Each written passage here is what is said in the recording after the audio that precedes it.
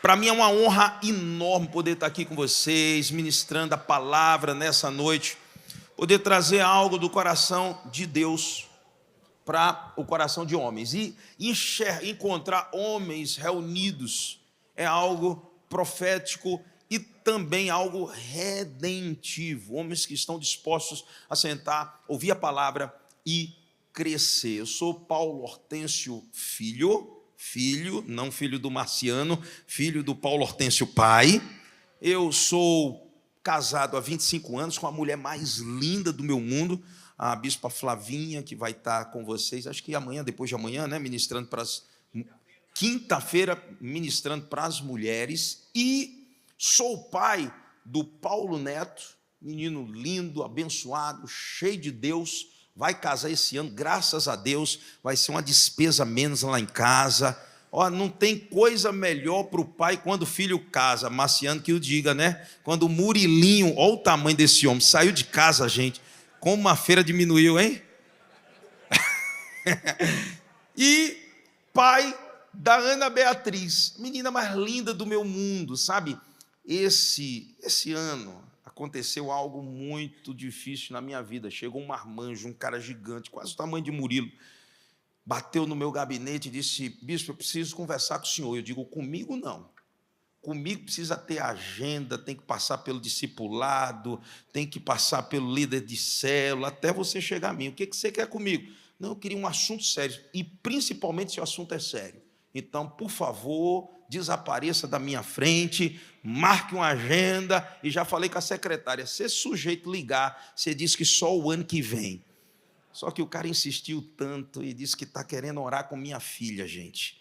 Eu digo: por que você não ora comigo em vez de orar com ela? É muito melhor, eu já tenho o joelho calejado. Quem é pai de menina sabe a luta que é. Rafa, aí está tranquilo, né, Rafa? Meu Deus do céu, quem é pai de menina sabe a luta que é. Depois vocês me contam a experiência aí de vocês, para preparar meu coração. Mas sou pastor na igreja da família, igreja em Recife, uma igreja que tem 56 anos, e hoje eu estou assumindo a igreja no lugar do meu pai, e tem sido para mim uma honra poder pastorear aquela igreja linda. E honra hoje poder estar com vocês aqui nessa noite. Eu queria que você abrisse a sua Bíblia comigo, lá em 2 Samuel, capítulo 11, versículo 1. 2 Samuel, capítulo 11, versículo 1. A mídia me perguntou qual o tema, bispo. Eu digo: não sei, eu nunca sei o tema. Na maioria das vezes, a mídia lá na igreja senta comigo, eu prego para eles e eles anotam o tema. Mas eu pensei: lições da sacada. Vai ser mais ou menos esse o tema e você vai entender por quê. 2 Samuel, capítulo 11, versículo 1, diz assim: decorrido um ano, no tempo em que os reis costumavam sair para a guerra, enviou Davi a Joabe e seus servos com ele, e todo Israel, que destruíram os filhos de Amon e sitiaram Rabá. Porém, Davi ficou em Jerusalém. Uma tarde, levantou-se Davi do seu leito e andava passeando no terraço da casa real. Daí viu uma mulher que estava tomando banho, era ela muito formosa. Davi mandou perguntar: quem é essa mulher? Disseram-lhe: é Batseba, filha de Eliã, mulher de Urias, o heteu. Então enviou Davi mensageiros que a trouxessem. Ela veio e ele se deitou com ela. Tendo ela se purificado da sua imundícia, voltou para sua casa. A mulher concebeu e mandou dizer a Davi: estou grávida. Eu queria que você fechasse seus olhos e eu queria que você orasse comigo. Diga assim: Espírito Santo, vem com a tua palavra, que nessa noite a tua palavra ilumine o meu coração, o meu espírito, que ela traga discernimento à minha alma, em nome de Jesus. Amém e amém. Eu acho incrível como a Bíblia é um livro que não oculta a verdade, principalmente quando essa verdade tem a ver muitas vezes com a vida de alguns líderes que são arquétipos, que são referência para nós hoje. Por exemplo, você pega a vida de Abraão, você fica impressionado, a fé daquele homem. a coragem de abrir mão de tudo e ir em direção a um propósito. Mas a Bíblia não esconde também o momento que por 2 vezes, para se autopreservar, ele mente. Você pega a Bíblia e você começa a ler a história de homens, por exemplo, como Sansão, um cara forte, violento, poderoso, mas a Bíblia também mostra a falha, o defeito, o pecado e aquilo que macula o caráter de Sansão. A palavra de Deus não esconde as fraquezas que esses homens carregam. E é interessante que essas histórias acabam nos levando a olhar para a vida desses homens e, ao mesmo tempo, aprender o que fazer e o que não fazer. E é interessante que alguém certa vez me disse que o que é inteligência? Inteligência é você aprender com os seus erros.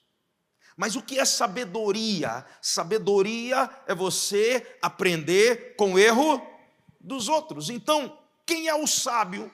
É aquele que olha o que está errado, o que o outro fez, e ao invés de repetir, você não paga para ver, você aprende também com aquilo que o outro viveu. Você aprende, então, o que fazer e o que não fazer. Davi é um modelo no que fazer e também se torna um modelo naquilo que nós não podemos abrir mão. Existem algumas lições que nós aprendemos aqui da sacada do palácio. Davi está passeando, e a Bíblia diz que nesse dia, ou nessa tarde, ocioso, ele começa a observar, a olhar a paisagem, e é interessante que a paisagem que ele enxerga e que ele vê, não é simplesmente a paisagem das campinas do palácio, ou do bosque do palácio, mas a Bíblia diz que ele encontra uma mulher, Batseba, a esposa de Urias, um dos seus generais de guerra, uma mulher bonita que chama a atenção dele. E é interessante que esse homem, extremamente vitorioso em batalhas, ele vai perder agora a sua primeira batalha. E a primeira lição que nós aprendemos aqui nesse texto é que a única guerra que nós perdemos é aquela que nós não decidimos lutar até o fim. É interessante que a guerra que Davi trava é justamente a guerra que ele simplesmente decide se render. Ele decide: eu não vou lutar, pelo contrário, eu vou ceder. Dr. Mike Murdock, ele vai dizer que aquilo que você não domina vai te destruir lá na frente, aquilo que você não domina vai te acabar lá na frente. Nós precisamos ter muito cuidado com isso. Nós vivemos dentro de uma cultura, principalmente nós, homens, que somos ensinados a sermos verdadeiros, sinceros com os nossos sentimentos. Nós pensamos da seguinte maneira: ao invés de nós escondermos o desejo, é melhor nós simplesmente trazermos à tona, trazermos à baila. Quando, na verdade, dentro da cultura bíblica, o que nós precisamos não é ser verdadeiros e sinceros com os nossos sentimentos, mas nós precisamos ser verdadeiros e sinceros com o nosso propósito. O propósito vai além daquilo que você sente ou daquilo que você deseja. Diga para você mesmo: o propósito vai além daquilo que eu sinto e daquilo que eu desejo. Alguém já disse que ser sincero e autêntico consigo mesmo não significa ser sincero e autêntico com suas emoções. Por quê? Porque as nossas emoções nos enfeitiçam, nos embriagam, principalmente nós, homens. Para pensar comigo. Nós somos movidos pelo quê? Pelo que vemos. O que vemos desperta em nós sentimentos, emoções e desejos. É ou não é verdade? Por isso, uma das grandes iscas de Satanás para os homens hoje se chama sensualidade, erotismo, pornografia. É ou não é verdade? Fala sério, disse não é. Às vezes você está aqui no celular e você vai ver uma mensagem de um grupo de trabalho, e aí você está ali procurando a agenda da empresa e alguém erroneamente e manda um vídeo impróprio que não tem nada a ver com o seu trabalho. E o problema é que, ao invés de você desligar, você diz: deixa eu ver o que é isso aqui. E ao invés de ser no primeiro segundo, você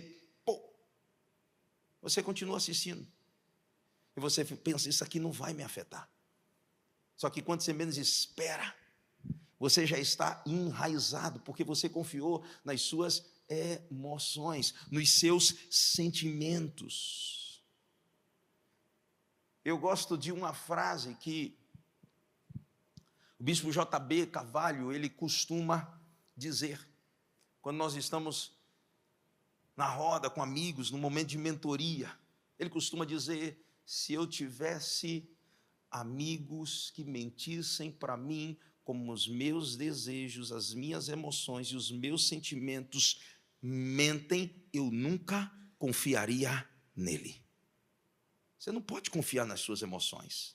Você não pode confiar nos seus sentimentos. Você não pode confiar nos seus desejos. O grande problema de Davi aqui é que ele cedeu aos seus sentimentos, ele cedeu aos desejos da sua alma, da sua carne, às suas emoções. Então a chave está justamente aqui, e não ceder ao coração. A palavra de Deus vai dizer lá em Jeremias, capítulo 17, versículo 9, que o coração do homem, ele é enganoso. E se tem uma coisa que teu coração faz é te enganar, é ou não é verdade? Olha bem para mim, você já viu aquele cara que ele começa a vida e ele cresce e ele começa a prosperar, ele começa a avançar, e quando ele menos espera, que ele começa a ganhar sucesso, dinheiro, e quando ele menos espera, ele viveu e carregou uma história com a sua mulher já está mais antiga, já está mais velha, ele agora também mais velho, mais antigo, mas ele começou a ganhar dinheiro, e daqui a pouco aparece uma Betseba na vida dele, uma novinha, e ela se aproxima dele, ela já vê o chaveiro bonito do carro do cara, ele vê o cartão Mastercard Black, e ela olha para ele, o coração dele vai dizer o que para ele? Tu é o garanhão, meu irmão, essa mulher está gamada em você, vai que é tua, você tem direito, aproveita. Só que qual agora é o problema? O coração está mentindo para ele, o desejo dele está mentindo para ele, ela não está interessada nele, ele está interessado no que ele tem. E sabe qual é o grande problema? É que aquilo se torna uma porta de entrada para a destruição da vida dele, para a destruição da família, para a destruição do futuro dele. Por quê? Porque ele deu agora a credibilidade ao seu coração. Entenda o seguinte: um verdadeiro homem não vive de emoções e sim de resoluções. Eu vou repetir isso: um verdadeiro homem não vive de emoções, ele vive de resoluções. Você resolve no coração o quê? Ser fiel a Deus. Você resolve no coração ser fiel à mulher que Deus colocou na tua vida. Você resolve no coração ser fiel aos princípios da palavra. Você resolve no seu coração a não ceder à concupiscência dos seus olhos, ao desejo da sua carne. Isso é a atitude de um verdadeiro homem. O verdadeiro homem não pensa com a cabeça de baixo, pensa com a cabeça de cima. Para não quebrar o protocolo aqui, pastor Marcelo já disse que eu não podia fazer, eu só tinha direito a 3, não é isso, pastor Marcelo? Fica tranquilo. Esse é o primeiro, viu? Olha para a pessoa linda que está do seu lado, diga para ele: querido, você não pensa com a cabeça de baixo, você pensa com a cabeça de cima. Ei, deixa eu dizer uma coisa para você. Teu pênis não foi criado para pensar. Meu Deus! É verdade. Tem homem que acha que o pênis dele é quem governa as decisões da vida dele. E você sabe qual é o grande problema? Na maioria das vezes ele quebra a cara. E aí é que está a chave. Ei, Deus te deu um cérebro para você pensar, raciocinar de acordo com os princípios da palavra. Olhe bem para mim, José se tornou um príncipe. Por quê? Porque príncipe é aquele que vive por princípios. Diga comigo, príncipe é aquele que vive de princípios. Por que ele se torna um príncipe? Porque ele decide, eu vou viver de princípios, resoluções, decisões do meu coração. E a Bíblia diz que um dia uma mulher bonita, esposa de Potifar, eunuco, pense numa mulher que estava subindo pelas paredes. O marido dela capado. A mulher estava doida. Provavelmente ela já tinha passado o rodo num bocado de funcionário lá de Potifar. E disse, olha, chegou agora carne nova para mim. Menino forte, menino bonito, olha só. Gente, cheio de vitalidade, é esse que eu vou pegar. E aí, ela vai para cima dele. E ela tenta seduzi-lo. E ela tenta, de alguma maneira, roubar as forças, porque a força do homem não está na sua ejaculação, a força do homem está justamente nos princípios que ele carrega no coração. Você sabe quem é um homem forte? É o homem que tem a capacidade de dizer não àquilo que ele deseja fazer. Eu quero, mas eu não devo, e porque eu não devo, eu não vou fazer, porque eu tenho um propósito, eu tenho um futuro, eu tenho uma visão, e eu vou seguir o propósito e a visão que Deus me deu. É diferente. Então ela deu em cima dele, ela tentou de todo jeito seduzi-lo, e a palavra de Deus diz que ele se posiciona. Eu acho lindo o que ele vai dizer para aquela mulher. Gênesis capítulo 39, versículo 8. A palavra de Deus diz assim: José, porém, recusou e disse à mulher do seu senhor. Ele recusou e disse a ela: tem-me por mordomo o meu senhor, e não sabe do que há em casa, pois tudo que tem me passou ele às minhas mãos. Tudo isso aqui eu posso tocar, eu posso manusear. Ele não é maior do que eu nessa casa, e nenhuma coisa me vedou, vírgula, senão a ti. Eu posso tocar em tudo, eu posso experimentar em tudo, de tudo, menos de você. Sabe qual é o grande problema? Deus nos dá tantas coisas boas para a gente desfrutar, experimentar como homens, e a gente vai justamente naquilo que Deus nos vedou. Esse é o grande problema. Olhe bem para mim. O homem é aquele que sabe dominar os seus desejos.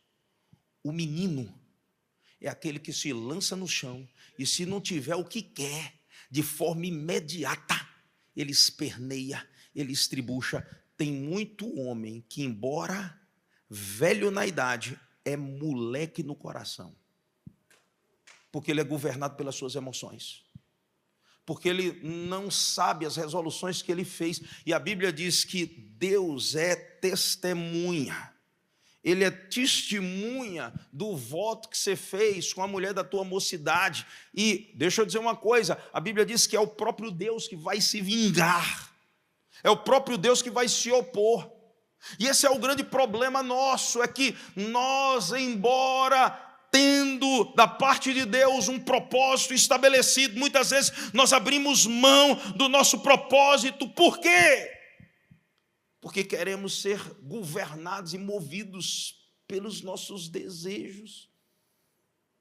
Quem não sabe controlar desejo é menino. Desculpa a expressão, eu sei que pode ser que nunca mais Marciano me chame para pregar aqui de novo, mas é moleque.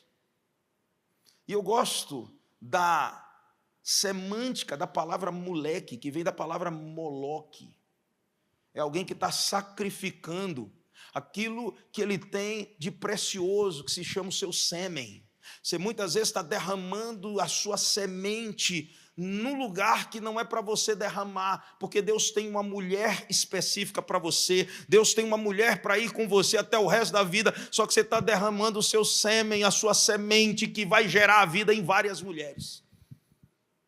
Você está defraudando pessoas, e você sabe qual é o grande problema disso? Olha a última frase que José vai dizer aqui. A Bíblia diz assim: ele falou: como, pois, cometeria eu tamanha maldade e pecaria contra Deus? José diz: eu tenho uma aliança com Deus, eu tenho responsabilidade, eu tenho propósito. Ei, você sabe qual é a única guerra que você não luta? É aquela que você não decide lutar. Que você não ganha é aquela que você não decide lutar. Tem gente que desistiu. Desistiu para pornografia, desistiu para o adultério, desistiu para a falsidade, desistiu para a mentira. Você simplesmente se deixou enredar pelos seus sentimentos. Provérbios capítulo 4, versículo 23, a Bíblia diz assim: sobre tudo que se deve guardar, guarda o teu coração. Ei, bata no peito e disse: Deus me mandou guardar o coração. Por quê? Porque o coração é a fonte da vida. As fontes da vida jorram do coração. Se você não governa o seu coração, o homem que não governa o seu interior, ele não tem como governar o seu exterior. Porque você vê um bando de homem que não tem autoridade na sua geografia, na sua casa, porque na maioria das vezes o seu coração não está protegido, ele não governa o seu interior. Mas quando você governa o seu interior, você começa a governar o seu exterior. Quando você governa o que está dentro, você tem autoridade para governar também aquilo que está fora. Davi venceu várias batalhas. A única batalha que ele não venceu foi aquela que ele desistiu de lutar. Ele entregou a toalha. Ele entregou as rédeas ao seu coração. Qual o problema do coração? Jesus disse em Marcos capítulo 7, versículo 21. Porque dentro do coração dos homens é que procedem os maus desígnios, a prostituição, os furtos, os homicídios, os adultérios, a avareza, as malícias, o dolo, a lascívia, a inveja, a blasfêmia, a soberba, a loucura. Tudo isso culmina na loucura. Quem não domina o seu coração se torna um louco. Quem não domina os desejos do coração. Ei, liberdade não é você fazer o que quer. Liberdade é você ter autoridade para dizer não, muitas vezes, ao desejo do teu coração. Aí você é um homem livre. Aí você é um homem livre.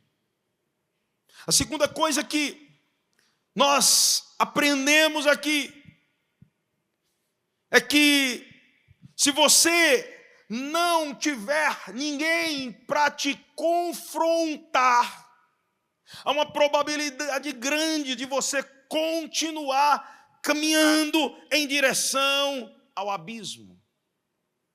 Você sabe o que me chama a atenção aqui? É que o remédio para a vida de Davi foi o confronto. Foi justamente o fato de ter alguém que foi em sua direção e não só apontou o dedo no seu pecado, mas apontou também o caminho de restauração. Foi justamente isso que trouxe restauração para o coração dele. É o confronto que nos faz redefinir a rota. Você sabe que é importante você ter gente boa e crente do teu lado? Porque tem sombras na tua vida que você não vê, mas um amigo vê. É ou não é verdade? É interessante que no capítulo 12 de 2 Samuel, a Bíblia diz que Natã vai ao encontro de Davi. Natã é aquele amigo que tem horas que é bom e tem horas que é chato. E Natã, quando chega para Davi, ele conta uma história. O cara é educado, o cara é polido. Ele começa a contar uma história. Davi começa a ouvir aquela história. Chega um momento que Davi fica revoltado com aquela história. Porque Davi começa a dizer, mas que injustiça fizeram? Quem foi esse cabra sem vergonha? Quem foi esse cabra safado? E a Bíblia diz que Natan aproveitou o gancho, a deixa, e ele disse, quer saber quem foi? Foi você, Davi. E a Bíblia diz que Davi olhou, e olha, qual o decreto de Davi para o homem que cometeu tamanha maldade em Israel? Que ele seja morto. Só que é fácil a gente apontar o dedo para o outro. Difícil é quando a gente cometeu o pecado. E a Bíblia diz que quando Davi descobre que é ele cai em si, ele se arrepende. Ei, todo mundo precisa de um Natan, alguém que caminhe com ele. É por isso que a gente precisa de confrarias, clubes, associações de homens de valor, homens de honra, homens de caráter. Nós precisamos de gente do nosso lado que vá olhar para nós e não vá só passar a mão na nossa cabeça, mas vai muitas vezes abrir a realidade do que está acontecendo conosco. É justamente o confronto que traz Davi de volta. É alguém que toca na ferida. Natan aqui recalcula a rota de volta para que Davi retorne ao seu propósito. Provérbios capítulo 27, versículo 5. A Bíblia diz que a repreensão franca é melhor do que o amor encoberto.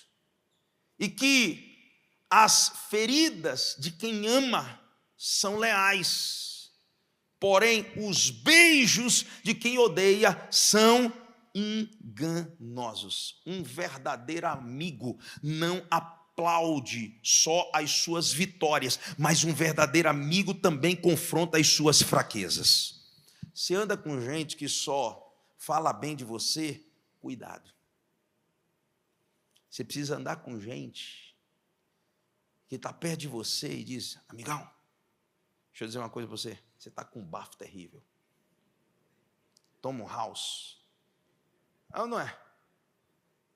O cara que olha para você e diz, brother, vem cá. Você comeu e não escovou os dentes. Olha o que tem, não? Você não está vendo, não? Só que a gente gosta de gente que só nos aplaude. É como o rei. Lembra da historinha do rei? Que chegou um esperto no reino e ele só tinha babão, gente que bajulava ele, e o cara disse, eu sou costureiro, e eu costuro para as maiores autoridades do mundo, e a minha roupa é diferente, é uma roupa invisível. Ah, que maravilha. Ele começa a costurar para o rei. E diz que um dia o rei se prepara para vestir a roupa, e quando ele vai provar a roupa, o rei olha assim, não vê nada, ele diz, rei, você não está vendo, olha que coisa linda, e aí o rei olha para os súditos, e os súditos olham para ele, e diz, rei, está bonito, está lindo, e aí ele começa a fazer que está vestindo o rei coloca a roupa, e ele olha para os súditos, e como é que eu estou? E os babões dizem, você está bonito, está maravilha, gostei, o caimento melhorou, você está parecendo até mais magro, está bonito, não está tão brilhoso, que maravilha. E diz a história que o rei marcou um dia para poder apresentar o seu novo manto real.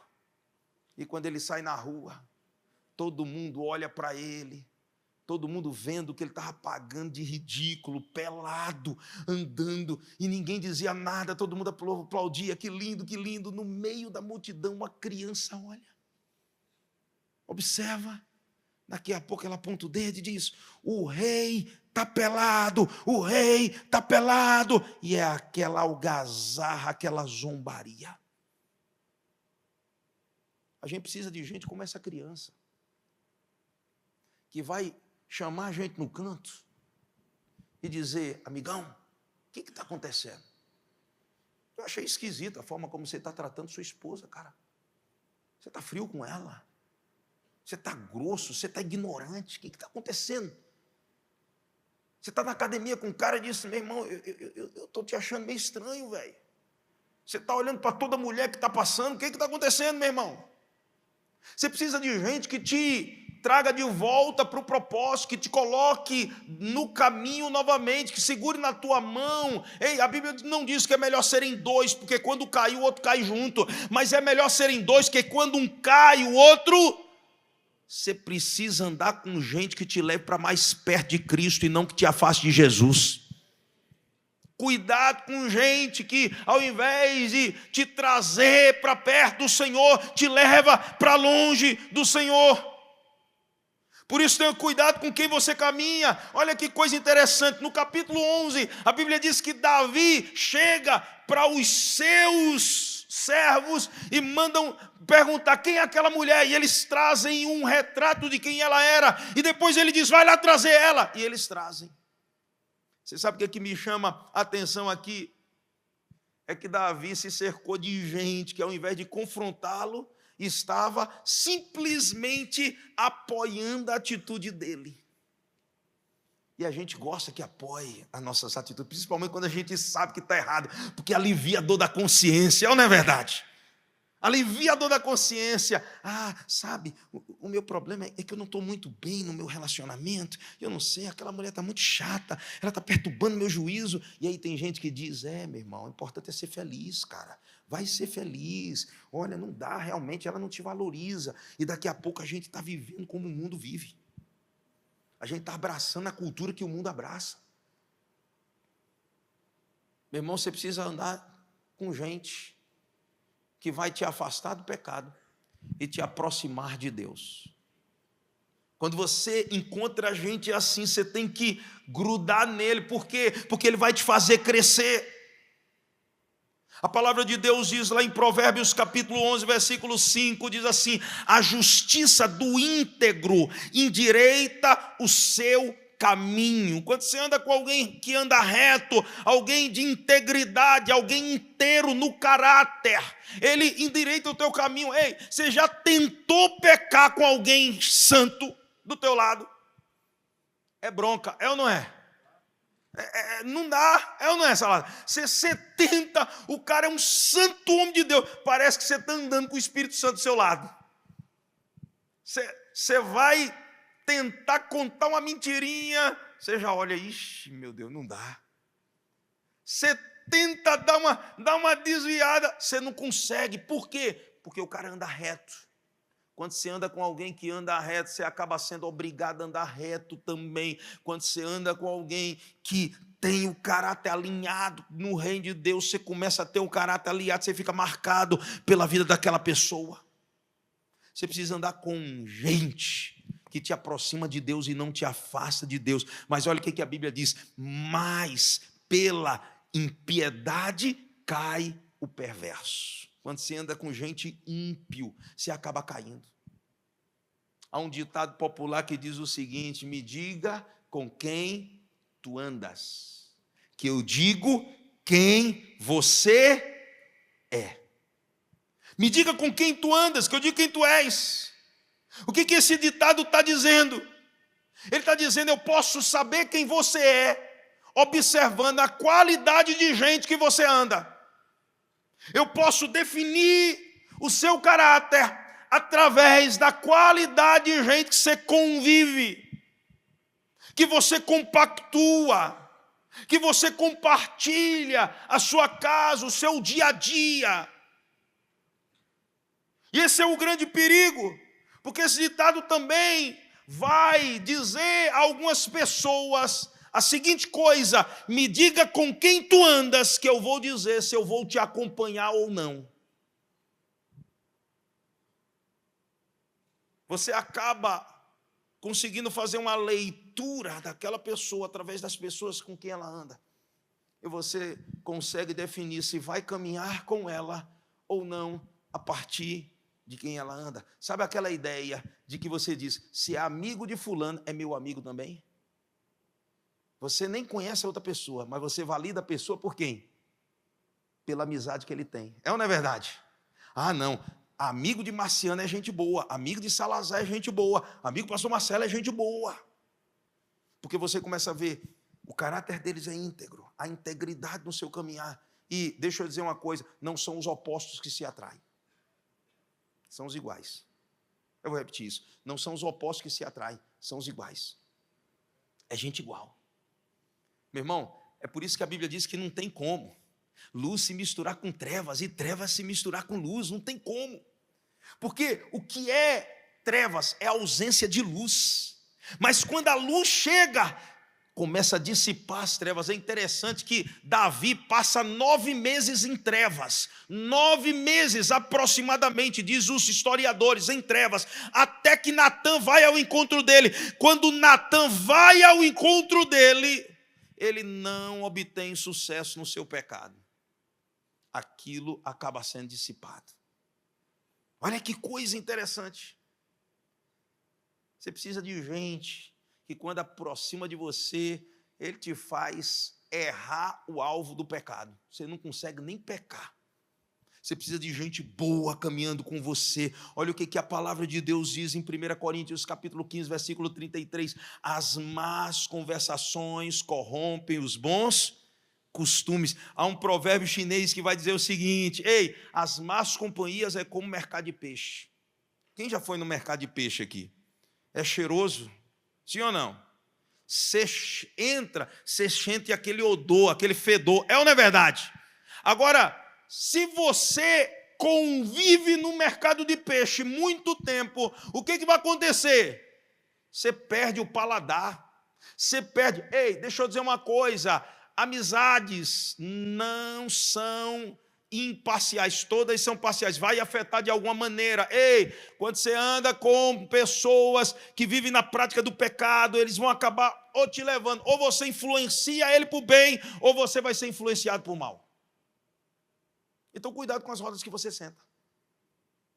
Você pega o Salmo de número 1, versículo 1, a palavra de Deus diz que a gente não pode sentar na roda dos escarnecedores, a gente não pode entrar no caminho dos pecadores, se deter no caminho dos pecadores.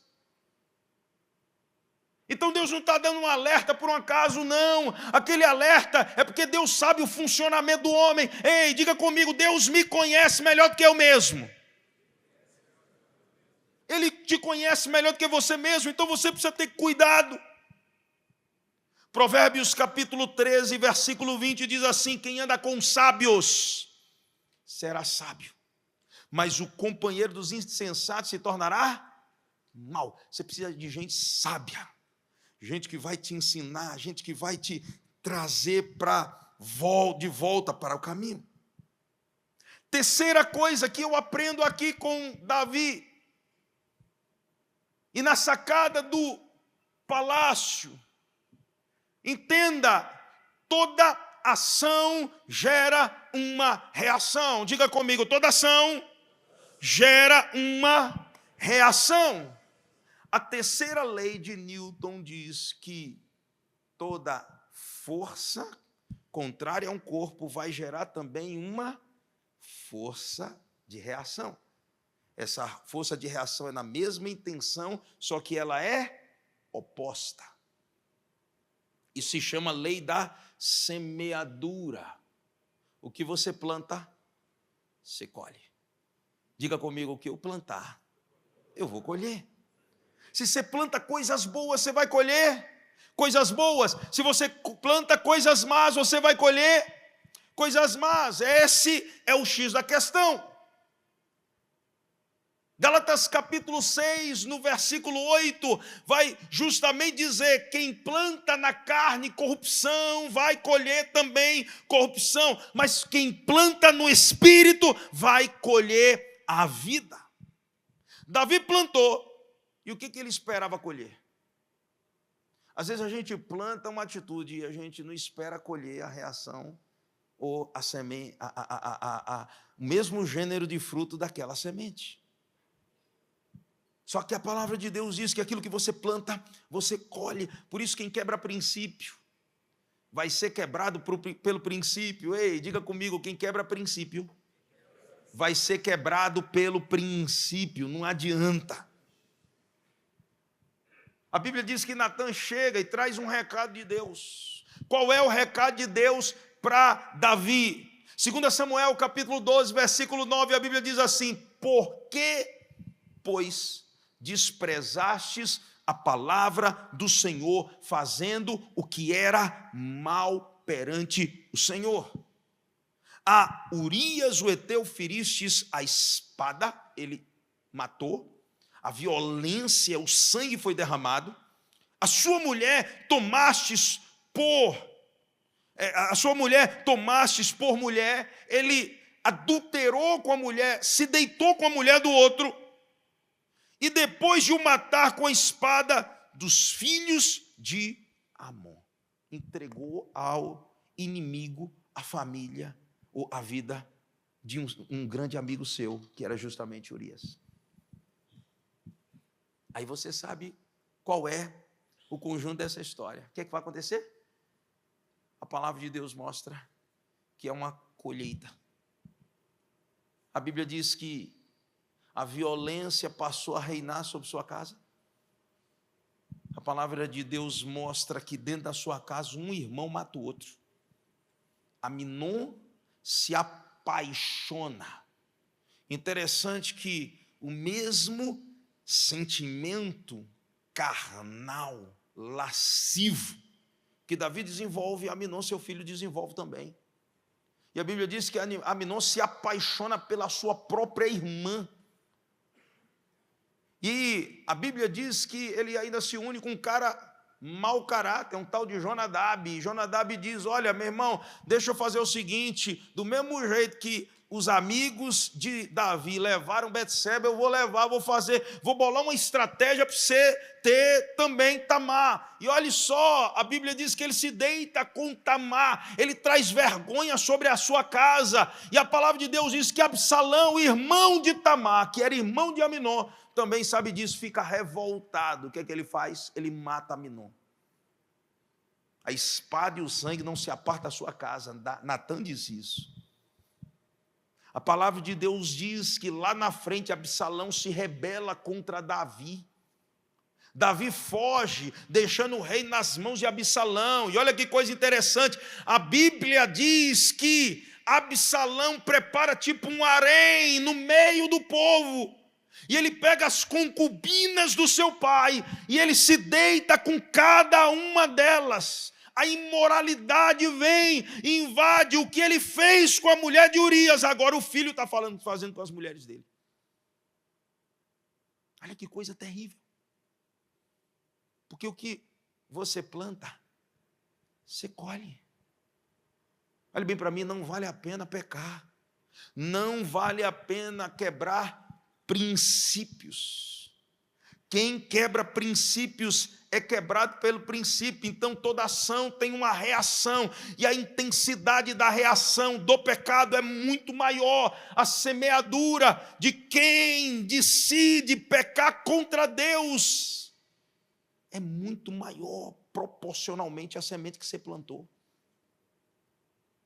Você vai ver que essa tragédia começa a acompanhar a família de Davi. Ele perde o filho com Betseba, ele perde agora Aminon, ele perde lá na frente Absalão, ele perde Adonias, ele perde Tamar, sua filha, que agora deixa de ser uma virgem em Israel. E você vai ver a tragédia, parece que começa a permear. A maldição parece que começa a permear a família daquele homem. Não vale a pena você trazer imoralidade, violência para a sua vida, para a sua casa, para a sua família.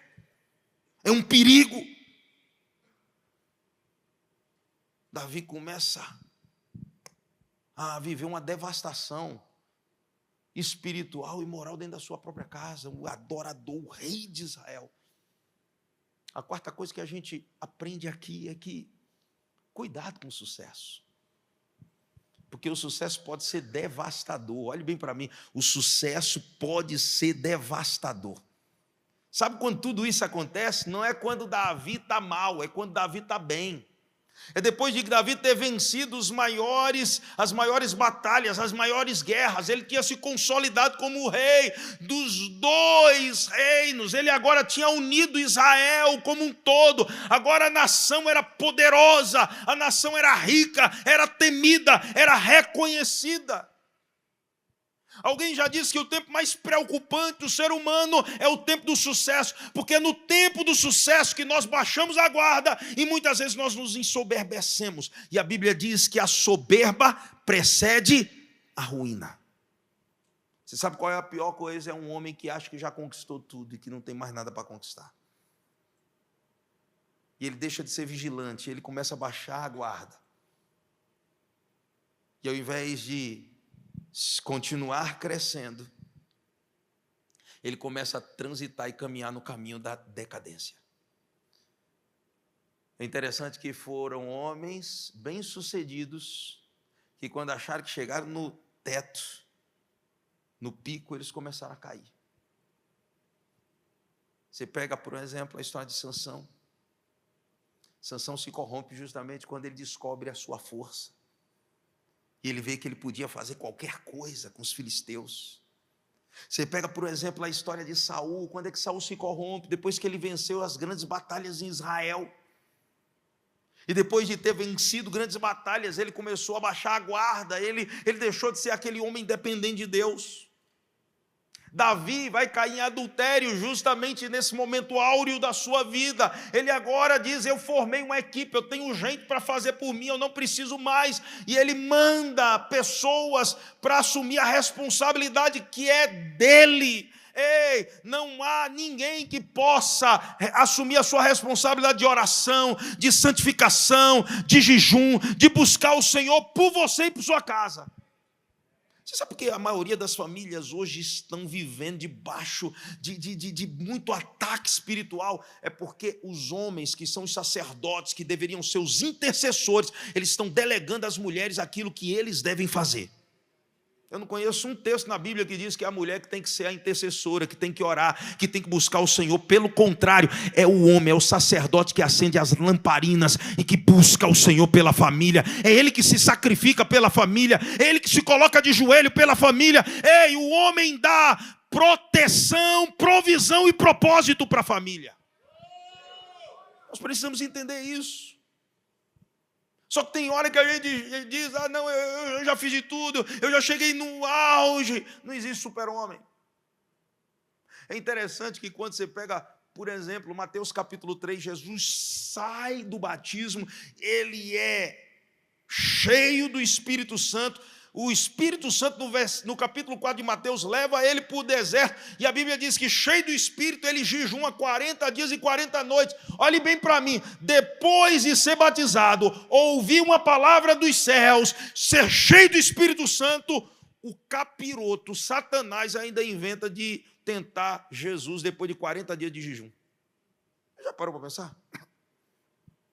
Se Jesus, cheio do Espírito Santo, recebendo a identidade de filho de Deus, conduzido pelo Espírito pelo deserto, foi tentado pelo diabo, você acha que você não vai ser tentado, negão? Ah, não, eu não. Olha, eu vim do jejum de 21 dias, eu vim do jejum de 40 dias, quer saber? Não tem Satanás que me tenta, meu irmão. E a Bíblia diz que depois de levar uma surra de Jesus, o diabo foi e esperou um tempo oportuno para voltar. Às vezes a gente diz: venci aquela tentação. Eita, venci aquele WhatsApp que eu recebi. Glória a Deus, xarabanai. E aí você fica feliz. E o diabo diz: eu te pego na curva. É verdade. Por isso que você precisa se manter em vigilância. A Bíblia diz assim: vigiai e orai, para que não entreis em tentação. A carne é fraca, mas o espírito está pronto. Diga comigo: a carne é fraca. Agora olha para mim, isso não é uma desculpa.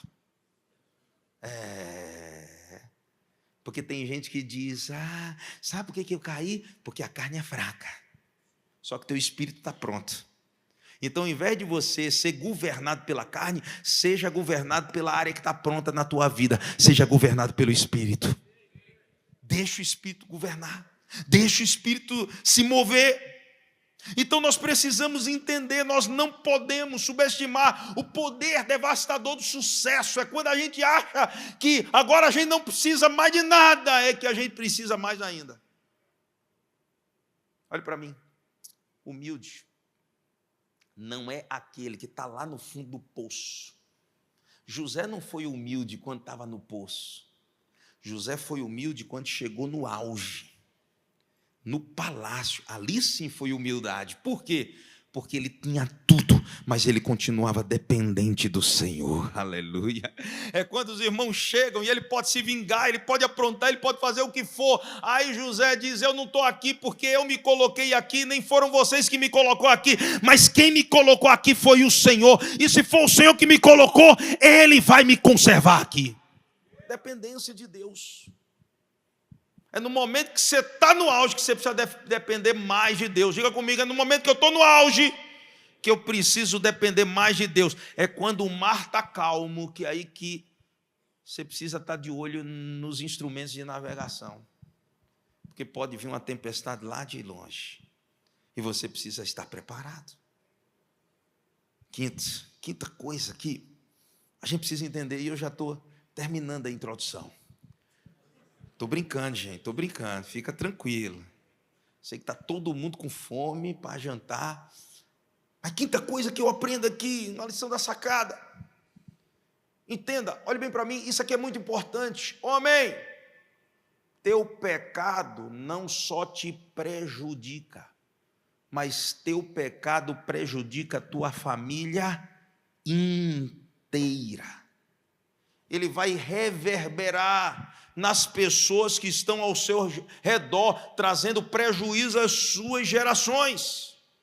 É interessante que se o pecado de Davi só trouxesse problema para ele, era bom demais, mas a Bíblia diz que por causa do pecado de Davi, as gerações começaram a ser afetadas. Por quê? Porque Deus te levantou com a responsabilidade de prover proteção à sua família, provisão à sua família e propósito.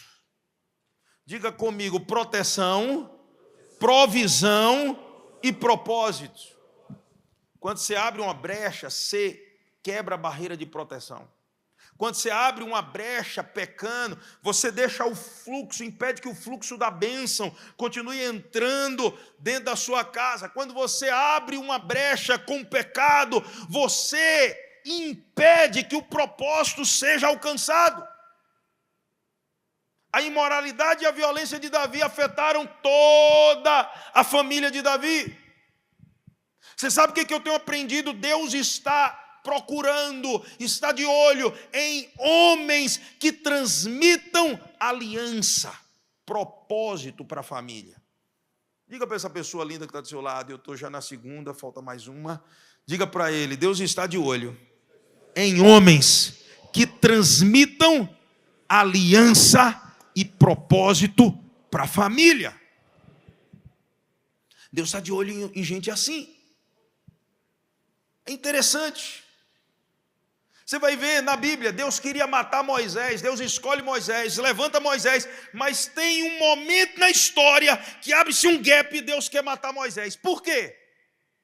Porque ele não circuncidou Gerson, seu filho, o primogênito. E lá em Gênesis dizia que todo primogênito devia ser circuncidado. A aliança devia ser transmitida. Diga comigo: a aliança devia ser transmitida. Olhe para mim, você sabe qual é a maior bênção que você pode deixar para o seu filho? É legado, é aliança, é santidade, é intimidade, é relacionamento com Deus. Tem pais que vão deixar herança, mas não vão deixar legado. E deixa eu dizer, herança é aquilo que você deixa para os seus filhos. E herança, nem sempre os nossos filhos estão preparados para administrar. Mas legado é aquilo que você deixa no coração dos seus filhos. E quando você deixa legado, o legado fica enraizado. Eles podem até se desviar, mas eles voltam por causa daquilo que você deixou dentro deles. Lembra de Lucas capítulo 15? Diz a palavra que o pai deu herança, mas deixou legado. A herança o filho dissipou, mas o legado, a Bíblia diz que ele estava no chiqueiro de porcos. Ele começou a lembrar do pai, caráter do pai, a aliança do pai, a fidelidade do pai. Quem é meu pai? Na casa do meu pai. E ele decide voltar para o propósito e para o princípio. Meu irmão, deixa eu dizer uma coisa: se você deixa legado, história, identidade no coração dos seus filhos, pode ter certeza, mesmo que ele se desvie, o legado vai estar lá, a semente será regada pelo Senhor, e no tempo certo ele vai voltar. Eu creio na promessa de Deus que diz: todos os teus filhos serão discípulos do Senhor, e grande será a paz dos teus filhos. Eu sou fruto disso. Na minha adolescência eu me afastei, mas meu pai tinha deixado legado no meu coração. Meu pai sofreu um acidente quando eu tinha 14 anos, eu fiquei revoltado com aquilo. E meu pai passou alguns meses no hospital, e alguns amigos se juntaram e começaram a plantar coisas no meu coração que eu me afastei. Mas o que aconteceu? Meu pai tinha deixado um legado. Uma história de fé, de intimidade, de relacionamento com Deus. E aquilo, mesmo quando eu estava no chiqueiro de porcos, começou a crescer dentro de mim. Moral da história, eu voltei. Sabe por quê? Porque quando você deixa legado, a semente que está plantada vai dar frutos na estação própria. Por que Deus escolhe Abraão? Olha que coisa linda. A palavra de Deus diz lá em Gênesis capítulo 18, versículo 18. Deus vai dizer o seguinte: visto que Abraão certamente virá a ser uma grande e poderosa nação, e todas as nações da terra serão abençoadas por ele. Porque, verso 19 diz: porque eu o escolhi para que ordene a seus filhos e a sua casa depois dele. Diga comigo: Deus me escolheu para que eu ordene aos meus filhos e a minha casa depois de mim. Olhe bem para mim. Ei, o teu presente não vai determinar só o teu futuro. O teu presente vai determinar o futuro dos teus filhos e da tua casa. A bênção dos meus pais não serão maiores do que a bênção que está sobre mim. E a bênção que está sobre mim não vai ser maior do que a bênção que estará sobre os meus filhos. Por quê? Porque a bênção é transmitida através de gerações. É por isso que o diabo quer arrancar a cabeça do profeta, do homem, do sacerdote. Ele quer cada vez mais tirar os homens do propósito. Quando o homem sai do propósito, a proteção para a família, o propósito para a família, a provisão para a família se acaba. Olha o que a Bíblia diz aqui: eu escolhi e eu o levantei para que ele ordene aos filhos e a sua casa depois dele, a fim de que guardem o caminho do Senhor e pratiquem a justiça e o juízo, para que o Senhor faça vir sobre Abraão o que tem falado ao seu respeito. Deixa eu dizer uma coisa para você. Deus não se interessa por homens que, ao invés de assumir responsabilidade, eles simplesmente abrem mão das suas responsabilidades. Deus se interessa por homens que entendem seu propósito. Olhe bem para mim. Quantos são pais aqui? Levanta a mão. Baixa aí. Quem não é pai aqui? Meu Deus. Rapaz, aqui é uma fábrica de fazer menino, viu? Glória a Deus por isso. Você não sabe a responsabilidade que você tem. Deus não vai chegar para você e cobrar quantos milhões você conseguiu ajuntar. Deus não vai chegar para você e vai ver quantas empresas você conseguiu abrir e fundar. Deus não vai ver quantas mensagens eu preguei, quantos hits de sucesso Salazar lançou. Deus não vai chegar para Marciano dizer quantas igrejas você abriu. Mas Ele vai primeiro ver: cadê teus filhos? Me mostra os teus filhos. Porque Ele nos deu uma missão, uma comissão, que muitas vezes a gente está delegando. Tem pais que dizem, não é a igreja que tem que cuidar dos meus filhos, é a escola que tem, não é a escola, não é o Estado, não é a igreja, sou eu que tenho essa missão, sou eu que tenho esse chamado, foi a ordem que Deus deu aos pais, aos homens, Ele disse, olha, inculca na cabeça do teu filho a palavra do Senhor, andando com ele, assentado com ele, comendo com ele, ei, que a tua vida fale alto, que as suas ações falem alto. Você sabe como é que você educa seus filhos? Às vezes sem palavras, com atitude, como você trata a sua esposa, como você trata as pessoas ao redor. Ei, seus filhos precisam ver você lendo a Bíblia, você orando, você chorando na presença do Senhor, para que eles aprendam o que é ter intimidade com Deus. A gente não pode terceirizar e não pode delegar isso. Por quê? Porque assim como o teu pecado prejudica, a tua santidade protege. A tua santidade protege. Quantas vezes eu entrei no quarto do meu pai e eu vi ele de joelhos orando. Quantas vezes eu entrei no quarto do meu pai e eu vi ele com a Bíblia aberta e eu pegava a Bíblia dele. Até hoje eu leio a Bíblia de papel no meu devocional por causa do meu pai. Porque ele anotava no lado e eu achava lindo anotar. Aos 7 anos de idade eu já tinha lido todo o Novo Testamento. Nós crescemos aprendendo com meu pai, sem Bíblia não há café. Meu irmão, pastor Arthur, ele lançou um devocional, o título do devocional é Sem Bíblia não há café. Por quê? Porque a gente cresceu aprendendo isso. Ninguém comia dentro de casa antes de ler a Bíblia. A gente acordava de manhã mais cedo para ir para o colégio e antes de tomar café, ele lia pelo menos um capítulo da Bíblia para a gente. E conosco, isso nos fez crescer. Aquilo marcou a minha história. Você pode marcar a história dos seus filhos pelo pecado que você está incrustando ou pela santidade que você está liberando para a vida dele. Eu gosto do que Jesus vai dizer em João capítulo 17, na sua oração, versículo 19, ele vai dizer, e a favor deles eu me santifico a mim mesmo, para que eles também sejam santificados na verdade. Jesus está dizendo, você sabe por que eu vivo uma santidade? Não é só para mim, eu vivo uma santidade por causa deles, para que eles possam ter um modelo a seguir. Você não vai ser santo só para você, você vai ser santo para a geração futura, você vai viver uma vida íntegra pela geração futura, você vai viver uma vida de palavra e de caráter pela geração futura. Essa é a chave. Quando o homem falha na sua missão de ser exemplo para a futura geração, ele acaba fadando a futura geração a viver sem destino.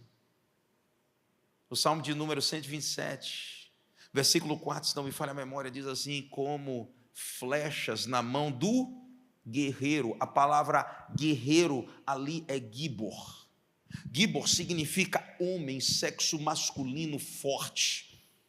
Homem de valor, homem de guerra, como flecha nas mãos do guerreiro, assim são os filhos da mocidade. Entenda, a flecha não vai acertar o alvo porque ela é polida ou porque ela é de um material especial. A flecha acerta o alvo porque o arqueiro é bom, porque ele está preparado. Nós precisamos ser uma geração que se prepara para os nossos filhos, para a próxima geração, que prepara a próxima geração para acertar o alvo, para atingir o alvo, para ir aonde eles devem ir. Deixa eu dizer uma coisa, nossos filhos não sabem o que querem até que nós venhamos dizer a eles o que eles querem.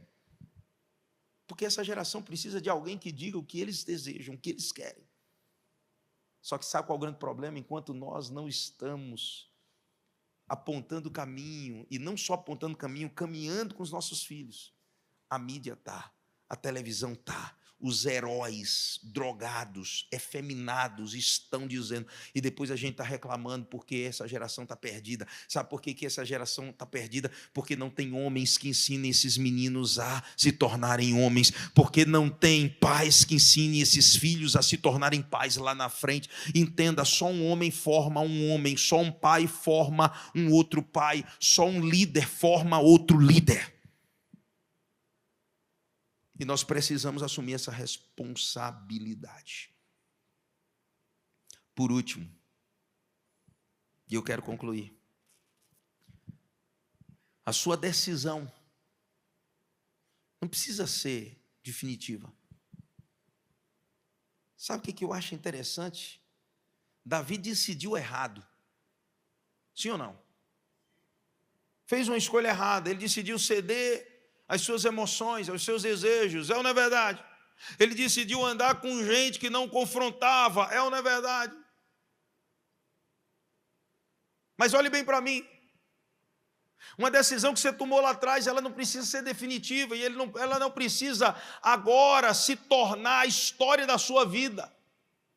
Do mesmo jeito que a Bíblia diz que Davi decidiu errado, a palavra também vai dizer que Davi, ele fez também uma escolha que o trouxe de volta à rota certa, ao seu propósito.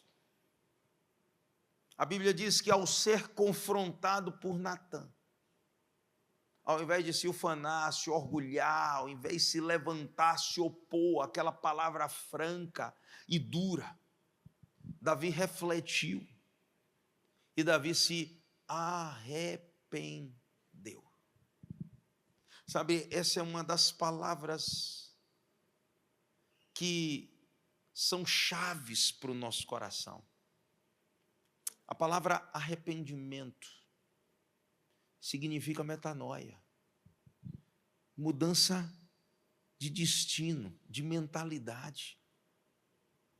É você olhar para o que está errado e ao invés de se conformar e assumir a forma do que está errado, você olhar para o que está errado e dizer: eu aprendi a não mais tropeçar e não mais cair na mesma coisa. Você sabe o que eu acho interessante? Que Davi se tornou um homem segundo o coração de Deus, não porque Davi nunca pecou. Davi se tornou um homem segundo o coração de Deus porque Davi aprendeu a se arrepender e ele não voltou a praticar os mesmos erros.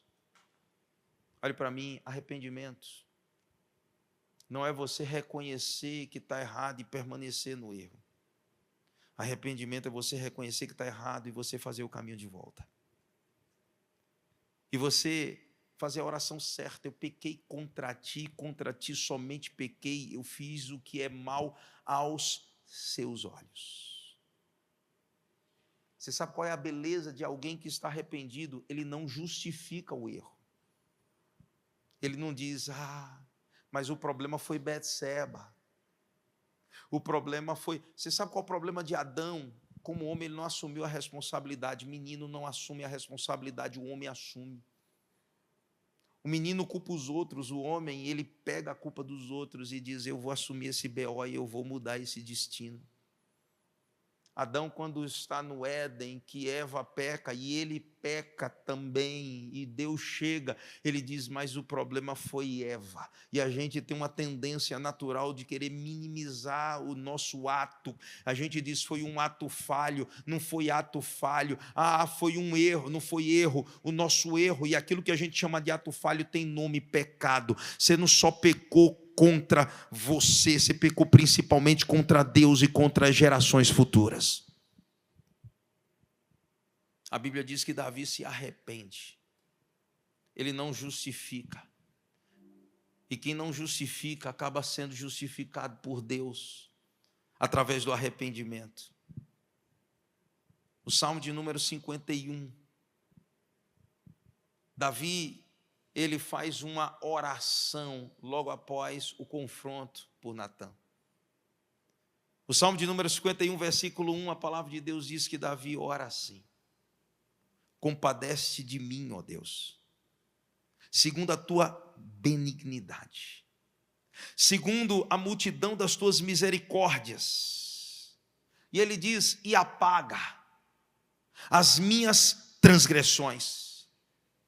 Lava-me completamente da minha iniquidade. Ele dá nome, ele diz: olha, há transgressões, iniquidades em de mim, por isso purifica-me do meu pecado. Ele não diz: não é o pecado de Batseba, não é o pecado de alguém que me tentou, não, o pecado foi meu, eu cedi à tentação. eu não vigiei, eu não me posicionei, eu não tomei a decisão, eu não fui resoluto naquilo que era o meu propósito e naquilo que era o meu chamado. No versículo 3, ele vai dizer: pois eu conheço as minhas transgressões, eu conheço, e o meu pecado está sempre diante de mim, ele está aos meus olhos. Ele abre o coração, ele diz: eu pequei contra ti somente o fiz. Eu fiz o que é mal perante os teus olhos, de maneira que serás tido por justo no teu falar e puro no teu julgar. Quando o Senhor me julga, Deus, eu não tenho que ficar com raiva. Tem homem que fica com raiva quando Deus manda alguém para poder tratar, para poder falar, e ele fica aborrecido, ele fica chateado. Mas a Bíblia diz que o arrependido, quando ele é julgado pelo Senhor, ele não fica com raiva, pelo contrário, ele reconhece: Senhor, tu és puro no teu julgar. Ele continua dizendo: eu nasci em iniquidade, em pecado a minha mãe me concebeu. E o Senhor se compraz na verdade, no íntimo, e é no recôndito, no teu esconderijo, que o Senhor me faz conhecer a sabedoria. E aí ele escolhe se esconder em Deus. No versículo 10, ele aprofunda a oração, ele diz: cria em mim. Ele diz: Deus, o Senhor precisa formar algo dentro de mim, o Senhor precisa criar algo em mim. Cria em mim, ó Deus, um coração puro e renova dentro de mim um espírito inabalável. E aí o versículo 12, no versículo 11 ele vai dizer: não me repulses da tua presença, não me tires o teu Espírito Santo. Eu quero permanecer com o Espírito Santo, não é só no domingo, não é só no culto dos homens. Eu quero permanecer com o Espírito Santo o tempo todo. Então não retires de mim o teu Espírito. Pelo contrário, restitui-me a alegria da tua salvação. Traz de volta a alegria de ser salvo, a alegria do primeiro amor, aquele momento em que eu recusava tudo que era mal, os meus olhos não acessavam o que era maldade, o meu coração se distanciava do caminho torto. A partir daí eu vou ensinar aos transgressores os teus caminhos, e os pecadores se converterão a ti. Ele está dizendo: eu vou ter autoridade, eu vou me levantar com um coração puro. E quando eu me levantar com um coração puro, os transgressores vão ver que a santidade é melhor do que o pecado. Quando eu me levantar com um coração puro, os pecadores vão se converter, porque eles vão olhar para mim e vão dizer: quem era Davi, quem é Davi agora? E não existe nada mais poderoso do que o testemunho de alguém que foi transformado, do que o testemunho de alguém que foi alcançado, de alguém que se arrependeu, e porque se arrependeu, ele trouxe restauração para as gerações. Interessante que o pecado de Davi não acaba com a história dele, mas o arrependimento de Davi dá força à história que é contada lá na frente.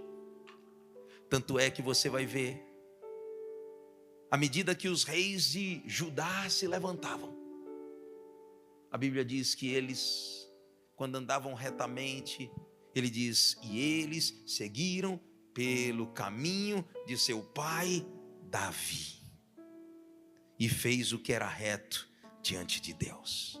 Davi não é conhecido por Deus como o homem que pecou. Davi é conhecido por Deus como o homem de coração puro e coração reto.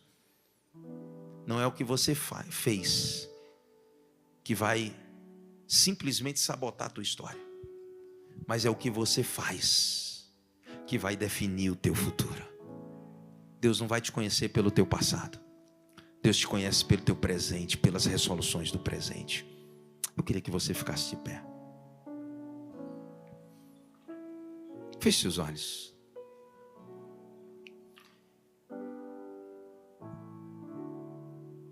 Você sabe o que é que me chama a atenção? É que o coração de Davi, embora tendo por algum momento se desviado do propósito, ao ser confrontado, ao ser tratado, a Bíblia diz que ele decide recalcular a rota e fazer o caminho de volta. Olhe bem para mim, escute isso, antes de orar por você. Eu não sei qual a tua história, eu não sei o que te fez, quem sabe, parar de lutar, fazer desistir do propósito, ou recuar, ou baixar a guarda. Mas eu sei de uma coisa, que quando nós somos confrontados pela palavra, pelo Espírito Santo, e nós decidimos novamente voltar ao caminho, Deus, Ele não apenas nos restaura, mas Ele decide voltar a andar conosco, renovando as nossas forças e nos preparando para o futuro. Independente das escolhas que você fez no passado, existe uma escolha que você pode fazer no presente. Essa escolha que você faz no presente tem o poder de mudar o teu destino e o teu futuro. Davi decide voltar ao primeiro amor, voltar ao início. Aquele adorador simples que, enquanto não estava com o manto real, a coroa real, ele estava com a sua harpa adorando, e quando ele adorava, os demônios batiam em retirada. Aquele adorador simples que, enquanto ele estava cuidando das ovelhas do seu pai, o urso e o leão vinha, e ele clamava o Senhor, e o Espírito Santo de Deus entrava sobre ele, e ele vencia as batalhas. E você vai ver que é isso que acontece com Davi aqui novamente. Quando ele se arrepende, Deus não o rejeita, porque o contrito e o quebrantado, o Senhor jamais o desprezará.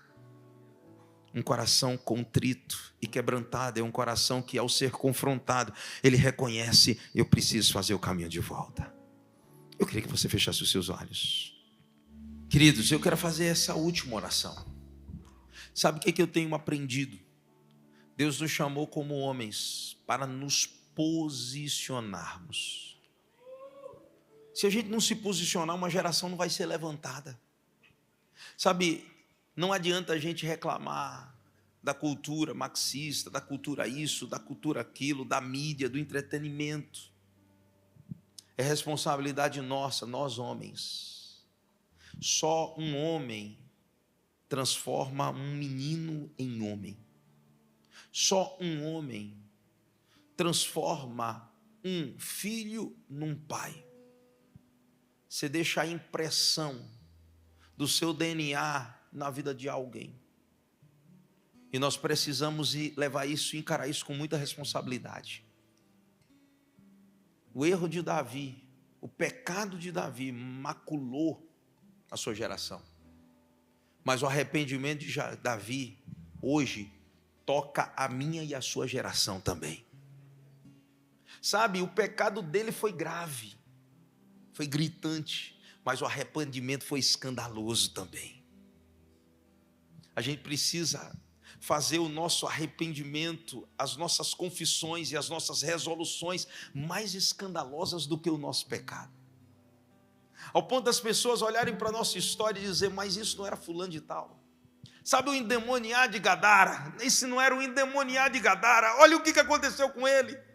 Cara, esse não era o cara que era mulherengo. E olha como ele trata a mulher dele hoje. Esse cara não era o cara irresponsável que deixava seus filhos aí em tudo que é esquina. Olha como ele lida com seus filhos hoje. Ele assumiu uma responsabilidade, ele fez uma resolução. Ele decidiu no seu coração não se contaminar.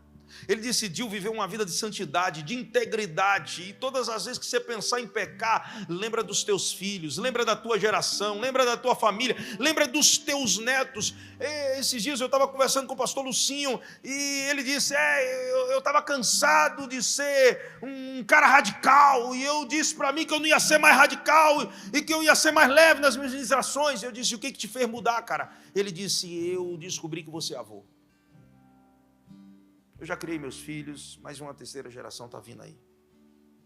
E o Senhor diz que a maldição vai até a quarta, mas a bênção vai até 1000 gerações. A nossa vida precisa ser uma marca para 1000 gerações. Sabe, amanhã, quando você já não mais existir fisicamente, você vai existir no coração dos seus tataras, as gerações daqui a 1000 gerações vão lembrar, mas nós tivemos na nossa linhagem, na nossa árvore genealógica, um homem que viveu uma vida tão santa, que nós não conseguimos copiar outro modelo. Há uma impressão digital dentro dos nossos corações. Essa precisa ser a nossa resolução. Todas as vezes que a gente pensar em abrir um site pornográfico, ou fazer um negócio ilícito, ou algo que macule a palavra e a fé, você vai lembrar dos teus filhos, você vai lembrar das tuas filhas, você vai lembrar das gerações que vão vir pela frente, e você diz, eu escolho não pecar. É uma decisão. Eu vou lutar essa guerra, eu vou assumir esse BO, eu vou pagar essa conta pelos meus filhos. Se você quer tomar essa decisão, coloca a mão no seu coração. Eu quero orar por você, eu quero orar com você.